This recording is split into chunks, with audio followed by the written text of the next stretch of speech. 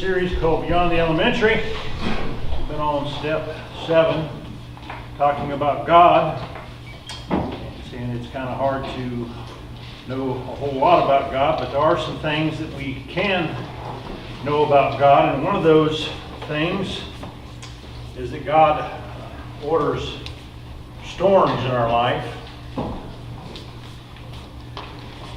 And so tonight we're going to look at spiritual storms, part 1. The nature, purpose, and reason for God sending spiritual storms into our life, and why He sends those storms. If you look in your workbooks and you have a book, it's on. It talks a little bit on page 42 of lesson number 9 about God. So tonight I want to ask the question: storms in general, are they good or are they bad? We know that God, if you want to call him Mother Nature, sends, let that be a storm.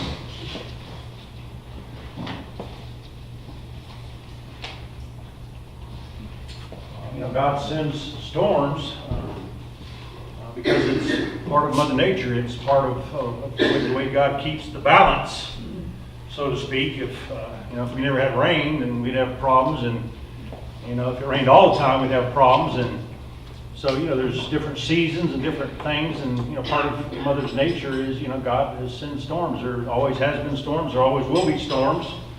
So it's not if we get storms, but it's when we have storms. So if I was a guy in a boat,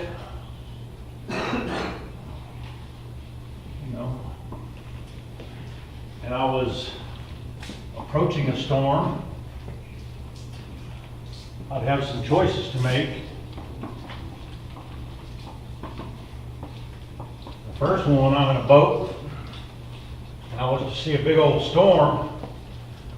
My first tendency would be to run, wouldn't it? Or flight. Not fight, but flight. Just get up on out of here. If you're flying in a plane and you see a big old storm, then let's turn around. Let's turn around. It's not going to be a good day to go fishing. Let's get on back to port. So, first choice would be to run. Second choice would be to avoid it by going around it. So, you may try to change your course and go another route, or if you're in a plane, you either go higher or whatever. Another choice that you'd have is just kind of sit there and wait it out, do nothing. Get up there and let's just hope that things get better. But then another choice for some of us dareables is to face it. I ain't gonna let some storm get in my way. I got things to do, places to go, people to see, and throttle up, and let's just do the daredevil thing, and let's just get through this thing. So, in the spiritual realm, all this stuff.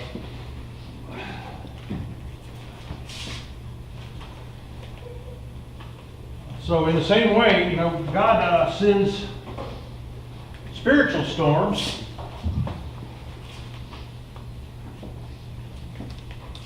into our life, and they're part of God's system. Storms, spiritual storms, we could call them tests, trials, temptations, or events, or crisis. How many ever feel like you've been in crisis before? So God has, just like the natural storms come, God has a way of sending tests, trials, temptations, different forms of storms into our life, and it's not if they come, but they will come. Just like in the natural realm, the spiritual realm, God is going to send them. And so we too when we encounter these different things, we too can run from God's storms. How many ever ran from God? There was a guy named Jonah that ran from the Lord. He didn't want to go to Nineveh. So he thought he could hide from God. Which side of the tree is the best side to be on when you're trying to hide from God? Sort of knows it all, doesn't he? So running from God's storms and tests is not going to really do us any good. How many have ever tried to manipulate God? Well, God, maybe you meant this or maybe you meant that, and you're breaking up, and we are master manipulators, aren't we? Yeah. And we project and blame and rationalize, minimize, and we do also. We can try to avoid these things by trying to go around God. There was a guy in the Bible named Balaam that kept trying to disobey God, and he the donkey kept steering off to the left and to the right, didn't it? And so Balaam's getting mad at his own donkey and kicking him, saying, you've been, what are you doing? You're making my life miserable. He's blaming it on the donkey, wasn't he? Yeah. But what he didn't know is that God was in the donkey. Finally, God spoke through the donkey, and the donkey looked around and said, hey, man, have I not been your faithful donkey forever? What in the world do you think you're doing? Do you think I'm purposely making your life difficult? Don't you realize there's an angel in front of you? And lo and behold, I guess the angel appeared, and the angel said, it hadn't been for that donkey, I'd have took you out. So, it's not too smart to try to go around God. And sometimes we can kind of get to where we get up to trials and tests, and we just go, I just do not want to deal with it. I'm not going to overreact. I'm not going to underact. I'm not going to obey God. I'm not going to, go ask for forgiveness. I'm just going to do nothing, and we just shut down. How many know when we shut down on God, then God shuts down too, doesn't he? Well, when you're ready, I know there was a point in my life where I shut down on God, and I ended up staying shut down for about 8 years. I still was saved, I still was a Christian, but, I decided I didn't want to press in. I wanted to smoke crack, I wanted to drink, I wanted to do pornography, I wanted to have sex, and so, I just kind of turned, didn't do anything. I just kind of floundered, and just kind of tried to have this sort of, some kind of weird religious relationship with God, even though I was having sex and, I was going to church, and even though I was going to church, I was still drinking. I didn't even have drinks and cocktails before I went to church. Justified, how many of you ever seen people that play church? I've been there, so I'm not judging. We've all done it before, but that's what happens when we don't want to deal with God. We just kind of sit there and, and we'll be sitting there for a long time, won't we? How many of you ever sat down on God? The other thing is to face it. It's like saying, well, been here, done that. I'm tired of going around the mountain. I've had to deal with this thing before. I finally come to this place where I realize that it's that point of no return we talked about in unsurrender, unconditional surrender, where we say, Lord, I don't care what it costs me. It's not my will, but it's thy will be done. It doesn't feel good. It doesn't look good, but I'm tired of playing games, and I'm your man. I'm all in, and we just kick her into four-wheel drive, man, and we just go at it, just right straight forward. I don't know about you, but I've tried all these before.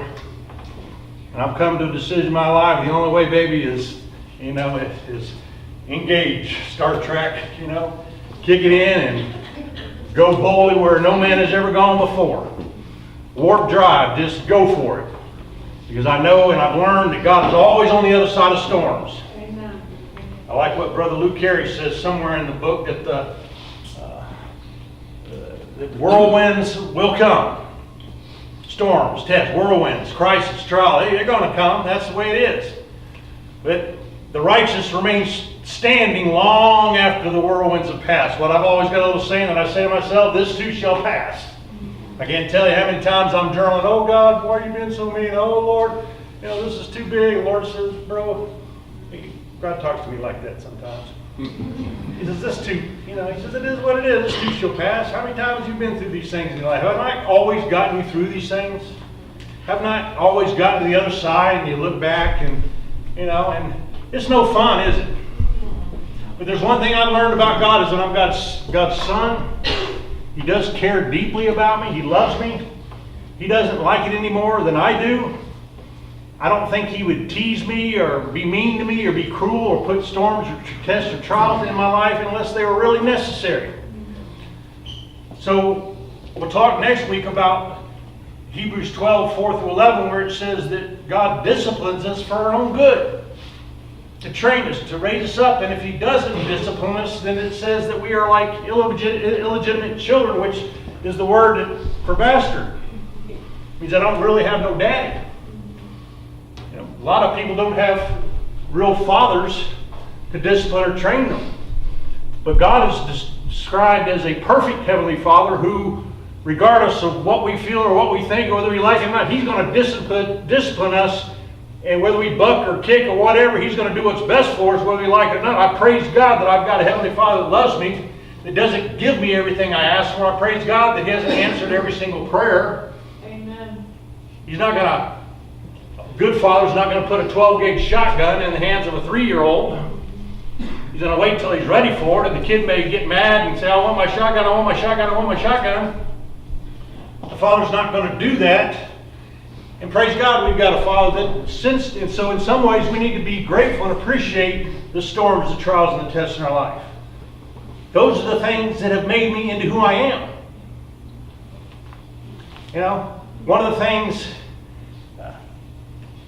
that's going to make my reward in heaven more rewarding is because God didn't just deliver me out of everything.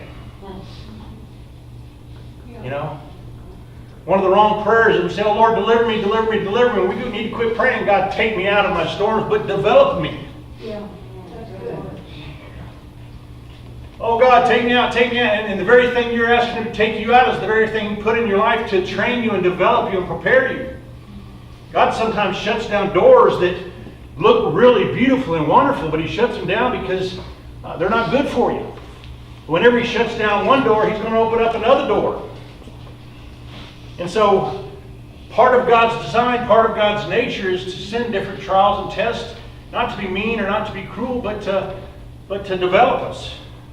And so we're going to see tonight, let's turn to 1 Peter 4:12.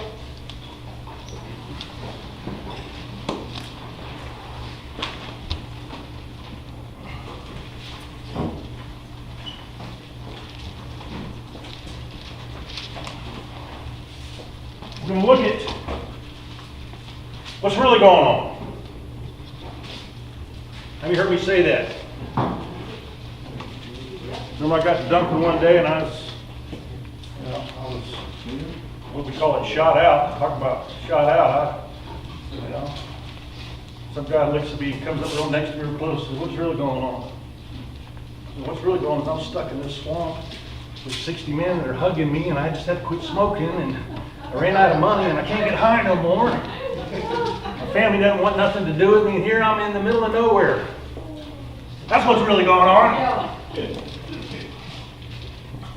Well, what's really going on? Think about that. Didn't go too good at the time, but I walked away that night, I'm thinking about, what is really going on in my life right now? Here I'm 38 years old, I had at that time, 20 years ago, $40,000 a year job with Florida Power and Light, and at the Corvette, the house, all the wonderful things, and here I lost it all. Why in the world could a guy that had it so well going on and had so many things turn around and throw it all away? That's a good time to ask what's really going on. Yeah. How could you be so stupid? And so in 1 Peter 4:12, Peter is talking to a group of people, his church, and he's saying, beloved. That means when he's talking to his beloved, he's referring to the people that he's pastoring. Christians. He said, beloved Christians, let me tell you a little something. There's something you need to know that you know about the nature of God.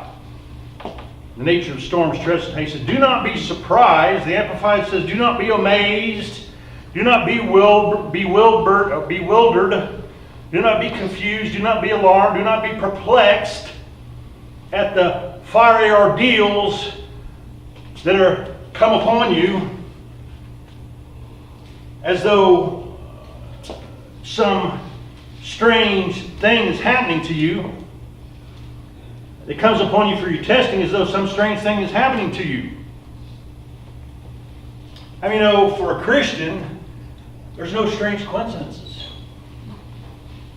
Man rolls the dice, but it's every decision comes from the hand of the Lord. When you belong to God, you belong to God. You're His boy. You're His daughter. You need to know that. The minute you become a child of God, the devil is off limits. He can't do anything to you anymore unless God allows it, which God does and which we will talk to in a minute. But when something's going on in my life, one of the best questions I can ask, when I have a fire, how many ever had a fire ordeal? How many have had some today? A fire ordeal is not just an ordeal, not a situation. A fire ordeal is a fiery, hot, heated crisis where something happens and you're like in your head and you're stressed and you're kicking the dog and punching the wall, and we're not talking about just some little trial. We're talking about some fiery situation. Peter said, don't scratch your head, don't get all perplexed and wonder, oh, poor little old me, how could God be so mean to me?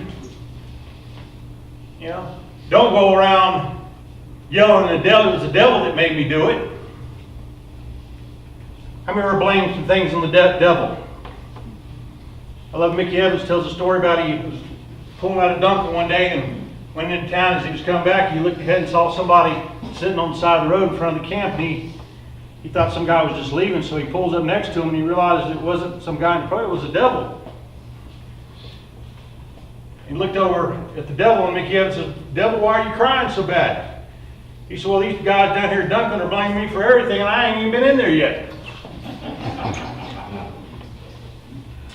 We're so quick to blame God or blame the devil, and sometimes we misinterpret or don't understand the nature of what God does, and we think God's being mean or cruel. How many have ever thought, wow, Lord, that hurt? I went through a situation here recently where it's like, wow, And if I didn't know God better, I'd think, wow, Lord, that was just a real punch in the stomach. That's almost like being a meanie, being cruel, and playing games with me, messing with me and all that. God would never do that to you. But sometimes it feels that way, doesn't it? So Peter's telling his congregation, don't get all flipped out and freaked out and go drink over next time you have a fire ordeal. Relax. Stop yourself. When you come up to a storm, don't run from it. Don't avoid it, but sit, stop, bring the Lord into it. Let the Lord help you understand why this fire ordeal has come upon me. And then cowboy up and let's embrace the Lord. Don't ask the Lord to deliver you, but come alongside me and develop me as we go through it together. Jesus said, don't pray that they take you out of the world, but pray that you stay in the world, but you learn how to deal with the world. We can be in the world and not be of the world. One of the worst things you can pray sometimes is, Lord, deliver me from this very thing. And here we've just taken ourselves out of one of the things that God's doing is to grow us up and to mature us. But it says, all right, don't be surprised at the fire ordeal that's come upon you for your testing. The word Amplified says it's come to test your quality. So next time you come up to a storm in your life and you get to this thing, you need to stop what you're doing and turn to the Lord, bring the Lord into this thing, and quit blaming it all on the devil. It may be the devil. Quit blaming it on God because you don't really know, and you need to stop and say, what's really going on here? There's two types of storms. One is a storm that comes that's self-imposed because you're being a brat. You don't want to obey God. You're in disobedience. And you brought this on your own self because of your choices. I can't do a whole lot about that. That's my problem. So if you're having ordeals or crises or whatever because of choices you made, that's on you. And not much you can do. But now God's storms, they come because God has ordered them. He can't say, no, He's sovereignly orchestrated events. God is always loving you, man.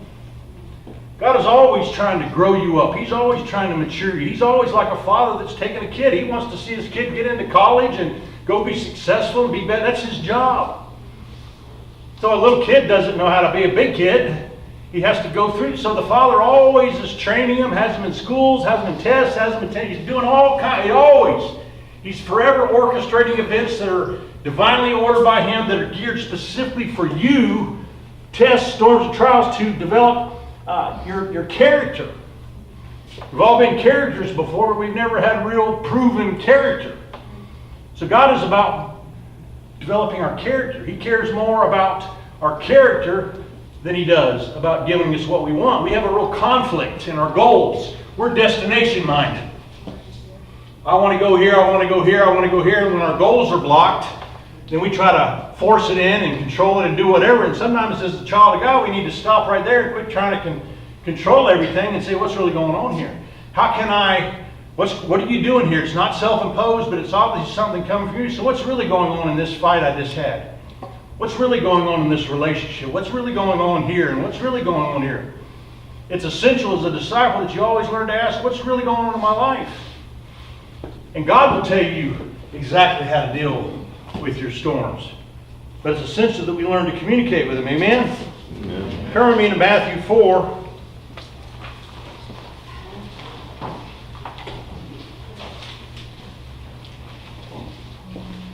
I tell you, I hope y'all hear me tonight, because this is when I finally started understanding that rather than fight God, how many know it's much easier to join God than it is to fight God? Yeah. You know, I used to hang behind the truck and get drugged through the mud, and I'll be all right, I'll be all right. And one day I finally decided, I can get up front with Jesus and just turn the steering wheel over to Him and let Him drive, and I can just kick back in the AC and the tunes and just do what He tells me to do. I got the easy part. He's the chief, I'm the Indian. It took me 38 years, finally done it. I woke up one day and I said, I think it's about time that I surrender my life to Christ. Amen. And I've been a Christian for 32 years, or 28 years or something. And, I started learning how to cooperate with God, and not fight with God. The Bible says in Psalms 120 that unless the Lord builds a house, they labor in vain who build it. Many of us, our problems today is we're working on our own blueprint, trying to build our own house, and it's not God's house, and that's your problem. You got your own agenda, your own plans. Unless the God builds it, it's not going to succeed. So turn me to Matthew 4, 1 through 3. We're going to look at Jesus' life here.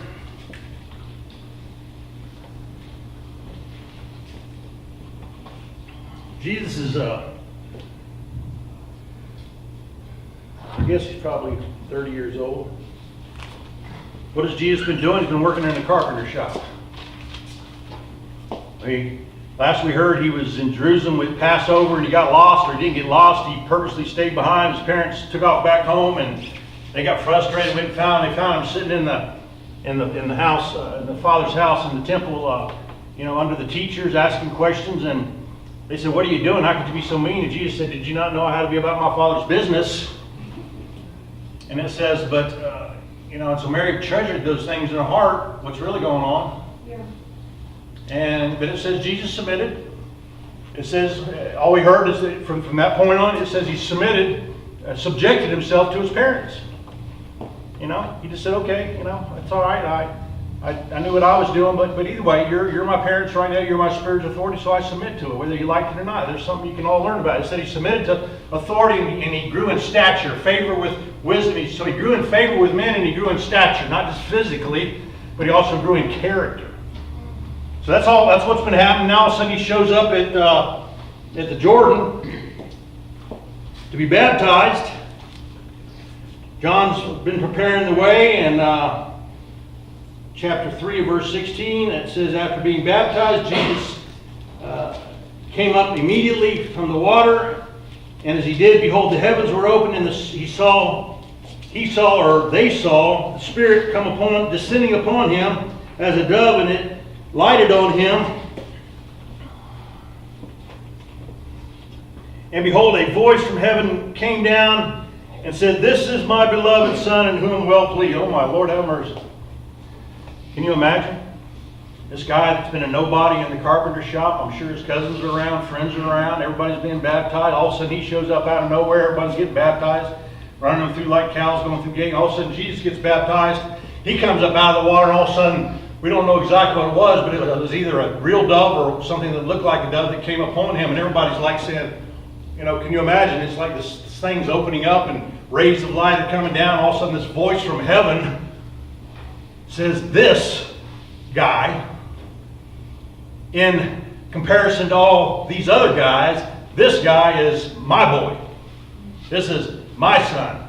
God himself speaks from heaven, which back then there had been no kinds of voices like that for a long time. And now all of a sudden, God himself says something. Can you imagine how Jesus felt?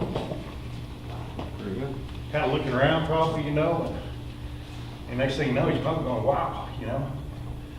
Well, Jesus is getting ready to go into ministry. The show is getting ready to begin.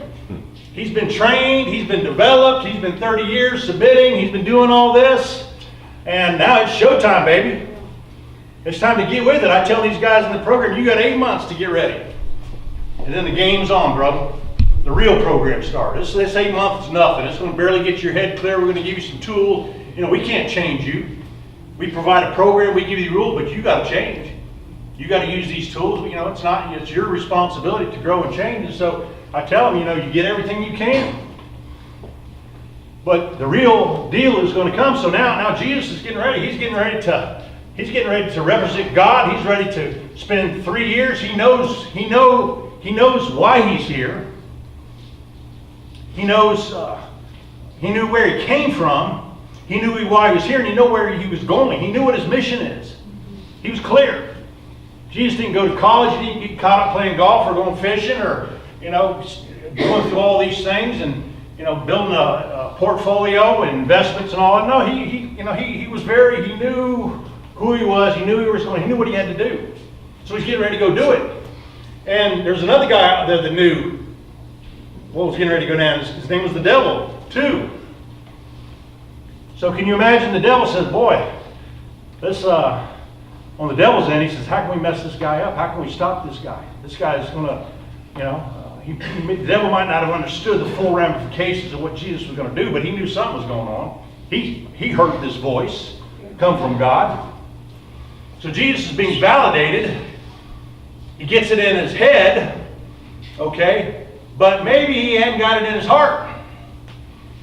So now it says in verse 1, it says, then Jesus was led up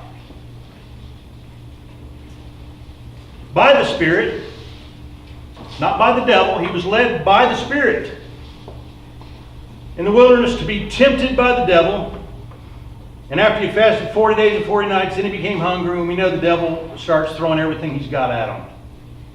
And Jesus just hangs in there, Jesus hangs in there, Jesus hangs in there. So here he's in this wilderness. I would call that a storm, wouldn't you? Would you call that a trial or test or temptation? I mean, he's hungry, hadn't ate for 40 days. He's got the power to turn rocks into bread and bring water out of nowhere. And he could send a marching band there to bring his needs if he needed to, right in the middle of nowhere. So this is a fiery ordeal, to say the least. So, but you notice here it says that he was driven. The word ekabala means to be driven. It means to be led or to be impelled. Actually means to be thrust or to thrown out from within or to be cast out or to drive something out. It's like a mother bird raises her babies, you know, and all of a sudden she says, it's time to get out of the nest. Oh no, we're getting fed here. Everything's good to go. No, you're grown up now. You're a big boy. It's time to move out of the house. Time to take responsibility. And she pushes them out of the nest. And maybe you ever know that's what Mother Nature does. No. You know, it's time for you to grow up and be a big girl and big guy, you know. So they push them out. And this is what Jesus did. You know, the Spirit himself thrust him out. The actual word means to, with an intense preoccupation of mind. Jesus, with a preoccupation, he was predetermined with a specific purpose in mind to drive, to impel with an intensity to get Jesus out into the wilderness. He himself drove him out there to be tempted. Notice it wasn't the devil. Jesus, the Spirit, drove him out there. In other words, I've got something I got to do. I've something I got to do for my son. I just told him he's my son in whom he well is pleased, and now the very next minute, instead of bringing the boy home and having a big party, no, he turns around and says, no, let's get to work. And he sends them into a storm, into a trust and a trial to be tempted. Wow. Now, would that seem kind of cruel to you? No pardon, no nothing? So, the word tempted, this is a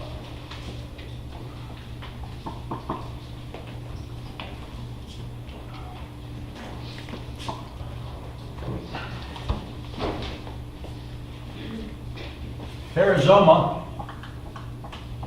This is the word for tempted. This is going to tell you about the nature. The word tempted, or perizoma, originally meant to make or an experience sport of something. The Romans would throw the Christians out into the arena of the,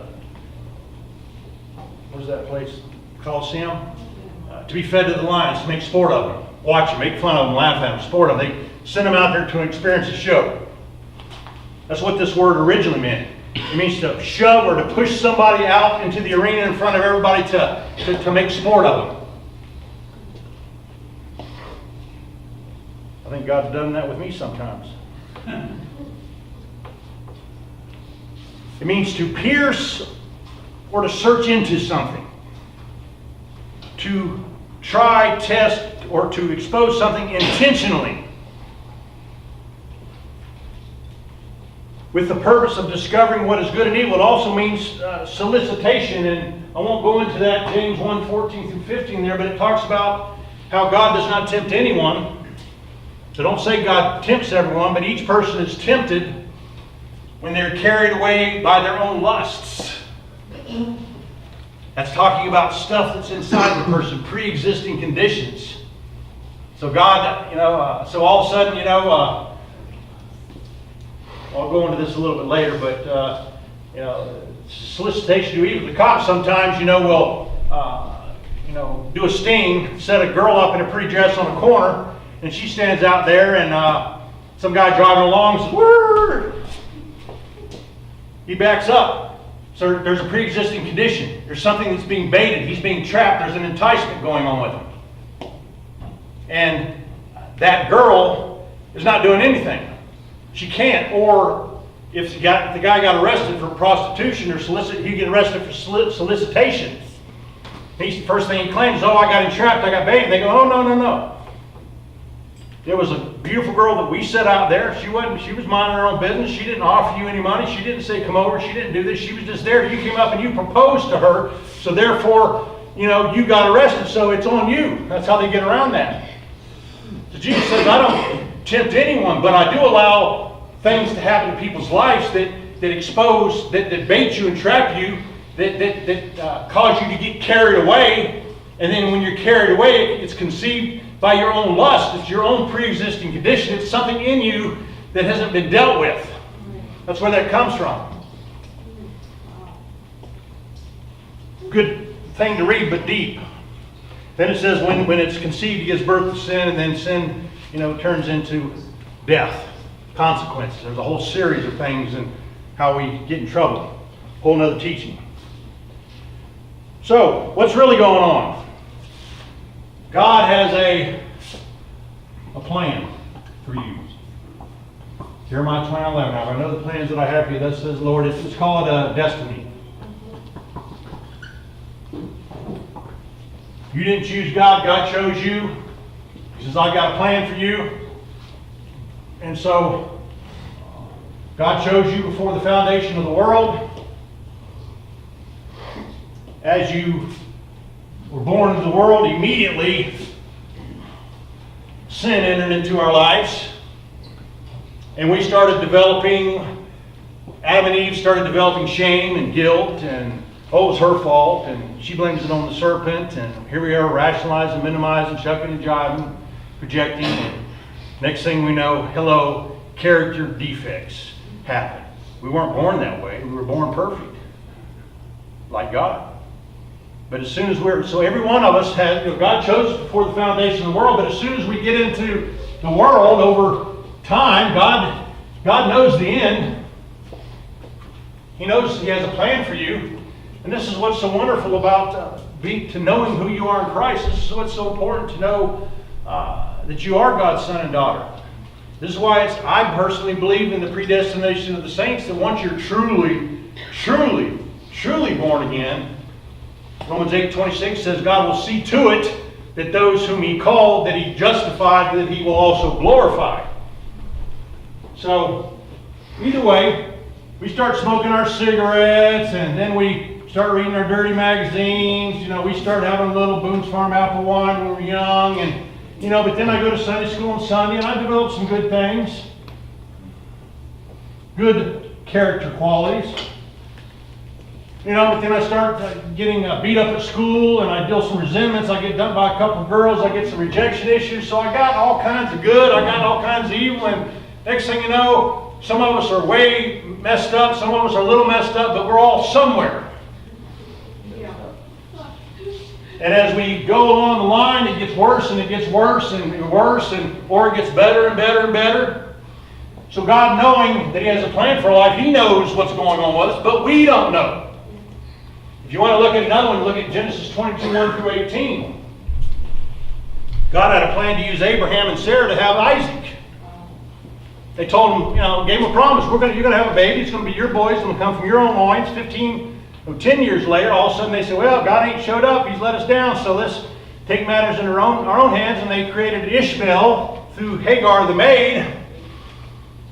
And then 15 more years later, Isaac does come. Yeah. And now when Isaac's about, does anybody know how old he was, Butch? Where you at? He was about 10 or so? 15. Okay, I was close. But anyway, all of a sudden, God says in 22:1, it says, now it came about after these things that God tested Abraham and said to Abraham, and He said, here I am. And He said to him, take now your son, your only son whom you love, Isaac, and go to the land of Moriah. Offer him there as a burnt offering on the mountains of which I tell you. Doesn't that sound kind of cruel? First of all, Lord, we blew it. Now you've given me my real son, in whom I'm well pleased, my boy. And now you want me to kill him? So Abraham says, now you tested oneself. This is important to know the Hebrew. The word means to show oneself. God didn't need to know where Abraham was, but Abraham needed to know. He blew it. He failed. Now God's going to require something He's not really going to require from him, but He wants to see how Abraham responds now to this test, storm, or trial. And He says, now take your boy up there. So Abraham follows through, gets the knife, and he's ready to kill his son, and we know God interrupted and caused him to say, and God made a wonderful statement about it. He says, now I know. Yeah. Wow. He says, now I know. You've learned. You've grown up. I know now that you've gotten rid of. But I'm not trusting. I know you've gotten rid of a few things, and now I know. And He says, now I'm going to bless you. And I'm going to bless you because now I know that you've been willing to give me that thing the most important. So God sometimes wants to reveal to you. He wants tests are not for God, because God, it's for us to know where we're at. So here we are, God, knowing that He has a plan for our life, knows we have these different things, both good and bad, so He will send a series of storms throughout life. And those storms are sovereignly orchestrated by God to expose, to pierce into, and to expose and to solicit, to find out what is in us, whether good or bad. To find out what's spirit and what's flesh, to find out what is healthy, what is unhealthy, so that we can know where we're at, what we need to work on, and we can cooperate with God and say, okay, that's true, I got this problem, and let's work on it, and we journal, we deal with it, and we get rid of that one, and then we get ready for what? Another one. And then when we're done with that, we get ready for what? Nothing. I said something to God here a while back. Lord, there's always something. I was being real smart. Lord was real smart back. He said, yeah, there always will be something. So get back to work. That's my design. That's my life. That's the way it is. And I'm growing you up. And so I finally have learned that God is God. He's not cruel, but He will send these different things. And it's to drive out or to expose these things, our character defects, the things that we need to work on. There's Luke Harry says in the book that we're only as strong spiritually as our weakest moment. Suppose Jesus shot out there and all of a sudden he got to the Garden of Gethsemane. He says, oh, no, this ain't going to fly. I know you sent me here to die on the cross. I know you called me to do this, but this is not in my, this wasn't in my job description, and this is not me. And Jesus could have went different, didn't he? So Jesus had a storm and trial, and he had to deal with it. But finally, he said, I'm not going to run. I'm not going to go around, and I'm not going to sit still. He finally got up, dusted and said, let's do this thing. So Jesus himself. But Jesus, had to find out where he was at, which there was nothing on him. The devil left, but it says he come back for a more opportune time. So, the devil will always be after us. But Jesus, he knew it is not my will, it's God's will. So in the wilderness, he submitted and done. He passed every single storm, trial, or test the devil threw at him. And when the big one came up in Gethsemane, he said, not my will, but thy will be done. He said, let's do this thing. He understood that there was no other option. So here, he had to be tested, and we are too. So if we get to these different tests in our life, we pass a few up, we get in there, we give up our cussing, we give up our porno, we start getting in the program, and all of a sudden we get to a place in our program or a walk with God, and God puts his finger on something and says, now I want this. And we're like, oh, I don't think so. And we wrestle, we run from it, we go out, try to go around it, we sit still, and and rather than going deeper with God, we go different, don't we?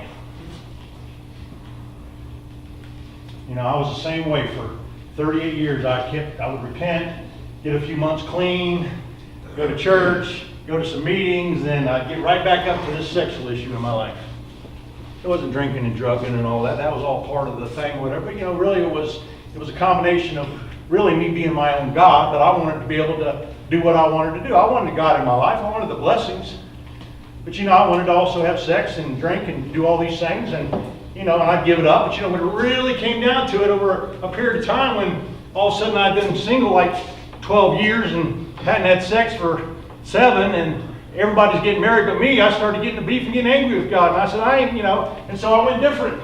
I bailed out. But you know what? God just had to bring me all the way back around to the same point. God's tests are only pass or fail. You don't get a 60 or 70 or 80. You either passed it or you failed it. If I'm going to go try to take calculus, I can't take calculus unless I passed algebra. I've got to do algebra really good. I can't just take algebra. So I can't go where God's called me to do until God has dealt with these different character effects. Your gifts will take you places your character won't keep you. Let me say that again. Your gifts will take you places your character won't keep you. I know ordained ministers today, pastors that were in ministry 8, 10 years, and they never dealt with their lust issue or whatever, and today they're out here, fishing or working some other occupation or doing something. They've never ever worked their way back to what God had planned for them. Just because they kept running from this. Well, if you're ever going to get to God's destiny, you're going to have to come back here and retake that test and retake it. And you got to do it as many times as you need till you pass. God's tests are not a test unless they're stronger than the last test. Are you with me? Yeah. A test is not even a test unless it's difficult than the last test. So true character is revealed in the heat of battle. I get into these situations and I find out where I'm really, really at, and I've got a choice. James says, count it all joy, my friend, when you encounter various trials. Notice what I just said. Count it all joy when you encounter various trials, tests, storms, fire ordeals. When these things come upon you, knowing that the testing of your faith produces endurance. And it says, let endurance have its perfect result, that you may be perfect, complete, lacking in nothing. What it's saying right there, tests are going to come, trials. They're there for your own good. Quit taking yourself out of a trial. Buckle up, put it in first gear, and say, let's go, God. Let's get through this thing. Let's get to the other side. And I'm not going different. I'm sick and tired of being sick and tired. I've been here before. I picked up more white chips, more green chips, more red chips than Frito-Lay's has chips. I'm tired of being an embarrassment. I'm tired of never reaching your destiny. From now on, man, it's all in. I don't know about you, but I'm all in today. Amen. So we too have a choice. You know, we can run, avoid, sit, or we can cowboy up and face it. It's your choice what you want to do. Come easy, come hard, but you will come. Amen? Amen. All right, next week we're going to follow up and get to the real message. Amen? See you.